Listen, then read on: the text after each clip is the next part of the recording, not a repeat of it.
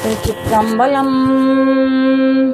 தென்னாடுடைய சிவனே போற்றி, எந்நாட்டவர்க்கும் இறைவா போற்றி.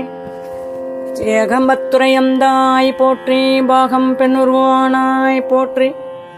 அண்ணாமலையம் அண்ணா போற்றி, கண்ணார் அமுத கடலே போற்றி. செல்லாத செல்வம் உடையாய் போற்றி, ஐயாய் பெரியாய் சிறியாய் போற்றி. ஆகாச வண்ணம் உடையாய் போற்றி, மெய்யாய் தனியாய் அணியாய் போற்றி. வேளாத வேள்வி உடையாய் போற்றி, கையா தள்ளார் விடங்க போற்றி. ஆடகமதுரை அரசே போற்றி, கூடலிலங்கு குருமணி போற்றி. காவாய் கனகத்திரளே போற்றி, கைலை மலையானே போற்றி போற்றி. திருச்சிற்றம்பலம். கச்சியப்ப சிவாச்சாரியார் அருளிய கந்த புராணம் தொடரும். கந்தர் அனுபதி ஒரு பாடல், கந்த புராணம் ஒரு பாடல். திருச்சிற்றம்பலம். திகட சக்கர செம்முகம் ஐந்துளான், திகட சக்கர செம்முகம் ஐந்துளான். தகட சக்கர தாமரை நாயகன், அகட சக்கர விண்மணியாவுரை. விகட சக்கரன் மெய்ப்பதம் போற்றுவார், விகட சக்கரன் மெய்ப்பதம் போற்றுவார். கந்தர் அனுபதி ஒரு பாடல், முருகப்பெருமான் பாடல். கருத மரவா நெறி காண எனக்கு இருதால் வனசம் தர என் திசைவாய். வரதா முருகா மயில் வாகனனே, விரதா சுரசூர விபாடனனே. திருச்சிற்றம்பலம். போருக்கு எழுந்த படை. கைலாயத்தில் ஒரு சமயம் பூதகணங்கள் சூழ வீட்டிருந்த தாய் தந்தையரை வணங்கி செல்ல கந்த பெருமான் தம்முடைய வீரர்களுடன் சென்றிருந்தார். இறைவனும் குமாரனை அன்புடன் அழைத்து அருகில் அமர்த்திக் கொண்டு அளவலாவி வந்தார். அவ்வமயம் இந்திரன் முதலான தேவர்கள் பிரம்மனை அழைத்து கொண்டு அங்கு வந்து சேர்ந்தனர். எம்பெருமானை பணிந்து எழுந்த தேவர்கள், சர்வேஸ்வரா, தங்கள் திருக்குமாரர் அசுரர்களை மாய்த்து எங்கள் துயர் துடைப்பான் என்று அருளினீர்கள். தங்கள் திருவாக்குப்படியே குமாரனும் அவதரித்து எங்களுக்கு அபயம் கூறினார். ஆயினும் அசுரர்களுக்காக பயந்து ஒளிந்து வாழ வேண்டியிருக்கிறது. எங்கள் விஷயத்தில் தங்களுக்கு கருணை உண்டாகவில்லையா பெருமானே என்று நெஞ்சம் உருக பிரார்த்தித்தனர். மகேஸ்வரன் தேவர்களுடைய நிலை கண்டு மனம் இறங்கினார்.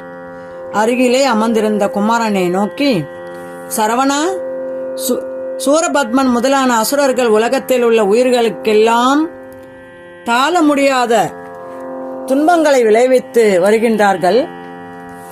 தேவர்களை தங்களுடைய வலிமையால் விரட்டி அவர்களுடைய ஸ்தானங்களை பறித்துக் கொண்டுள்ளனர். அதர்மத்தை அழித்து தர்மத்தை நிலைநிறுத்த நீ சூரன் முதலான அசுரர்களை அவர்கள் சுற்றத்தாரோடு அழித்து இந்திரனுக்கு அரசை மீட்டு தர வேண்டும் என்றார். குமாரன் தந்தையின் கட்டளையை சிறைமேற்கொண்டு அப்போதே அசுரர்களை வதைக்க புறப்பட்டார். ஈசன் ஏகாதச ருத்ரர்களை அழைத்து சரவணனுக்கு படைக்கலங்களாக ஆகுமாறு உத்தரவிட்டார். எவ்வகைப்பட்ட வரம் பெற்று இருப்பவர்களையும் அழிக்கக்கூடிய வேல் ஒன்றை குமாரிடம் அளித்தார். இறைவன் கட்டளைப்படி ஏகாதச ருத்ரர்களும் தோமரம், எரி, ஈட்டி, கொடி, வாள், குலிசம், வஜ்ராயுதம், அம்பு, அங்குசம், கண்டாமணி, தாமரை, தண்டம், வில், மழுனி, கோடாரி என்ற 11 ஆயுதங்களாகி கந்தனை அடைந்தனர்.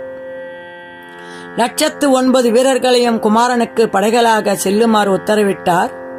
அத்துடன் கந்தன் ஏறி செல்ல அற்புத தேரும் உண்டாயிற்று. குமாரப்பெருமான் தாய் தந்தையரை வணங்கி விடைபெற்று புறப்பட்டார். அவ்வமயம் ஈசன் தேவர்களையும் அவருடன் செல்லுமாறு உத்தரவிட்டார். முருகன் தலைமையில் படைகள் ஆர்த்து எழுந்தபோது பரந்தாமன் வாயுவை அழைத்தார். குமாரனுடைய ரதத்தை செலுத்தும் சாரதியாக இருக்குமாறு சொன்னார். வாயுவும் முருகனை நெருங்கி தலை தாழ்த்தி வணங்கி தேரில் ஏறி வருமாறு வேண்டினான். கந்தன் தேரில் ஏறி அமர்ந்ததும் தேவர்கள் விண்ணதிர ஜெயகோஷம் எழுப்பினர். சூரன் மாண்டான், சூரன் மாண்டான் என்று பலர் ஆனந்த கூத்தாடினர். சங்கம், பேரி, முரசம் முதலான வாத்தியங்களை முழக்கிக் கொண்டு அவர்கள் நகர்ந்து செல்கையில் பூமியிலிருந்து எழுந்த தூசிகள் விண்ணையே மறைத்தன. அது கண்டு தேவர்கள் அசுரர்களை இருள் சூழ்ந்து விட்டது என்று மகிழ்ச்சி அடைந்தார்கள். தேவர்கள் விரைந்து சென்று கிரௌஞ்சகிரியை நெருங்கினார். அப்போது நாரதர் அங்கு வந்து முருகனை பணிந்தார். எம்பெருமான் திருக்குமாரனே, இந்த மலையானது மிகுந்த பராக்கிரமத்துடன் விளங்கி வந்தது. அகஸ்தருடைய சாபம் காரணமாக இப்படி அடங்கி கிடக்கிறது.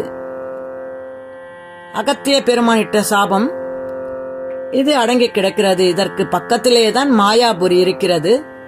சூரபத்மனுடைய தம்பியான தாரகன் அப்பட்டணத்தில் வசித்து வருகிறான். அவன் பராக்கிரமத்தை விளக்க ஒரு சிறு சம்பவத்தை சொல்கிறேன். முன்னொரு சமயம் விஷ்ணுவுடன் தாரகன் போரிடச் சென்றான். பரந்தாமன் அவனை எதிர்த்து போரிடும்போது எந்த அஸ்திரங்களாலும் அதைக்க முடியாததைக் கண்டு முடிவில் சக்கராயுதத்தை எடுத்து பிரயோகித்தார். தாரகன் அந்த சக்கரத்தை கைகளில் கிரகித்துக் கொண்டு ஆபரணமாகவும் அணிந்து கொண்டு விட்டான். அவனை முதலில் வதம் செய்தால்தான் சூரபத்மனை எளிதில் வெல்ல முடியும் என்று தெரிவித்தார் பெருமான். முருகப்பெருமான் வீரபாகு தேவரை அழைத்து மாயாபுரியில் இருக்கும் தாரகனை கொன்று வெற்றியுடன் திரும்பி வருமாறு சொன்னார். விஸ்வகர்மாவை வரவழைத்து வீரபாகுவிற்கும் மற்றும் அவனுடைய சகோதரர்களுக்கும் அழகுடைய ரதங்களை செய்து கொடுக்குமாறு கூறினார். அவ்வாறே விஸ்வகர்மா அற்புதமான ரதங்களை உண்டாக்கி அவர்களுக்கு அளித்தான். வீரபாகு தேவர் கந்தனை பணிந்து ஆசி பெற்று சகோதரர்களுடன் ரதத்தில் ஏறி புறப்பட்டார்.